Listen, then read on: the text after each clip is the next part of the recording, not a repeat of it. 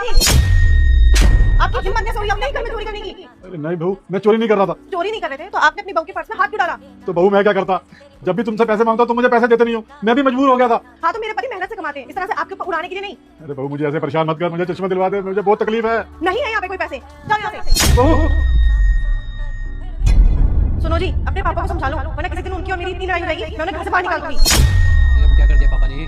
क्या कर दिया? मेरे पर्स में से पैसे निकालने की कोशिश कर रहे थे, चोरी कर रहे थे वो अपने ही घर में। पापा ने इतनी गिरी हुई हरकत की? रुको, मैं पापा से पूछता हूँ अभी। पापा, हाँ बेटा बोल। पापा आपको शर्म नहीं आई क्या अपनी बहू के पर्स में हाथ डालते हुए?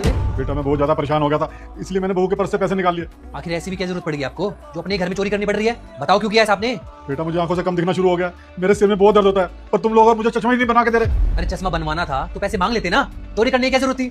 बेटा मैंने बोला था बहू को कि धीरज बोल के गया मुझे पैसे दो, मुझे चश्मा बनवाना है, पर इसने तो मुझे साफ मना कर दिया था। नेहा, क्या बोल रहे हैं पापा?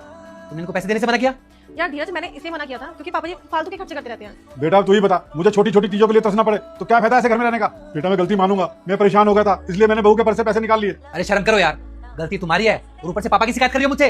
हाँ तो क्या वो मेरे पर्स में हाथ डालेंगे? अरे तो तुम भी सोचो ना कि बात किस हद तक पहुंच गई होगी कि पापा को पर्स में हाथ डालना पड़ा, वरना पापा को कोई शौक नहीं तुम्हारे पर्स में हाथ डालने का। अरे सारी गलती मेरी ही थी, जो मैंने तुम पे ऐसे भरोसा किया और सारे के सारे पैसे लाके तुम्हें सौंपता रहा मैं। लेकिन नहीं, अब ऐसी गलती नहीं होगी, अब पापा को ऐसे तरसना नहीं पड़ेगा पैसे के लिए। अब से ना सारा का सारा घर का हिसाब पापा रखा करेंगे।